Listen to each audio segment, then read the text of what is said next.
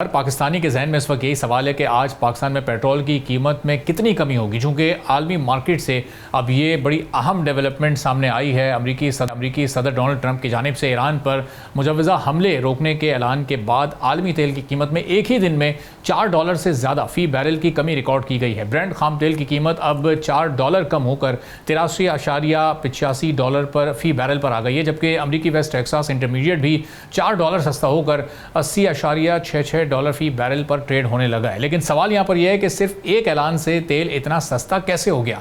इसकी वजह यह है कि तेल की कीमत में सिर्फ डिमांड और सप्लाई से नहीं बल्कि जंगी खदशात से भी मुतासिर होती है। जब सरमायाकारों को लगता है कि मशरिक़ वस्ता में जंग फैल सकती है या स्ट्रेट ऑफ हुर्मुज़ और गल्फ़ के शिपिंग रूट्स खतरे में आ सकते हैं, तो वो मुस्तकबिल की मुमकिना किल्लत को देखते हुए तेल महंगा खरीदना शुरू कर देते हैं। इसे जियोपॉलिटिकल रिस्क प्रीमियम कहा जाता है। गुज़िश्ता माह भी अमेरिका की जानिब से ईरान पर हमलों और ओमान के करीब ऑयल टैंकर्स पर हमलों के बाद आलमी तेल की कीमतों में 20% से ज़्यादा इजाफा देखने में आया था, और जब हमले रोकने का ऐलान सामने आया तो मार्केट ने उसे कशीदगी में कमी का इशारा समझा और यही इजाफी रिस्क प्रीमियम चंद घंटों में ही ख़त्म होना शुरू हो गया और फिर सूरत हाल बतदरीज बेहतर होती गई।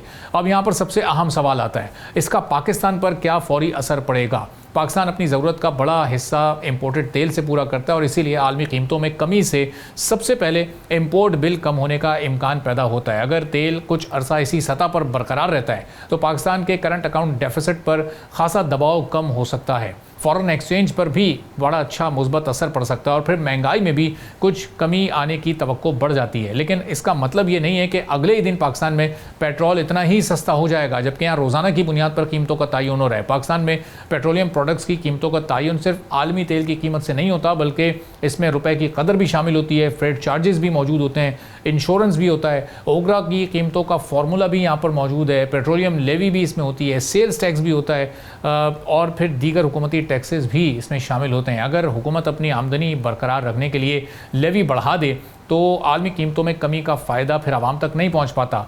अब आगे क्या हो सकता है? अगर अमेरिका और ईरान के दरमियान कशीदगी मज़ीद कम होती है, स्ट्रेट ऑफ हुर्मुज़ में सूरत हाल मामूल पर रहती है और आलमी सप्लाई मुतासर नहीं होती, तो तेल की कीमतों में मज़ीद कमी की गुंजाइश मौजूद है। लेकिन अगर दोबारा फ़ौजी कार्रवाइयाँ शुरू हो जाती हैं, शिपिंग रूट्स पर हमले शुरू हो जाते हैं या फिर सप्लाई में रुकावट पैदा करने की कोशिश की जाती है, तो फिर यही कीमतें जो अभी कम हुई हैं ये दोबारा तेज़ी से ऊपर जा सकती हैं। इस सिलसिले में एक्सपर्ट्स ये कहते हैं कि आलमी तवानाई मार्केट इस वक्त बहुत ही हसास मरहले में है, जहां एक सियासी बयान, एक फौजी कार्रवाई या फिर एक सिफारती पेशरफ भी चंद घंटों में ही तेल की पूरी सिमत तब्दील कर सकती है। पाकिस्तान के लिए इस वक्त सबसे बड़ी खुशखबरी यही होगी कि आलमी कीमतों में ये कमी सिर्फ एक दिन की खबर बनकर ना रहे बल्कि कई हफ्तों तक ये सिलसिला बरकरार रहे।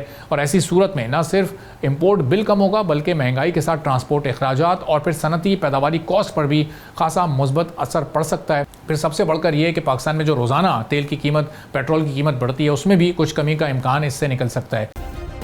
सब्सक्राइब करें और बेल दबाएं ताकि कोई खबर रह न जाए।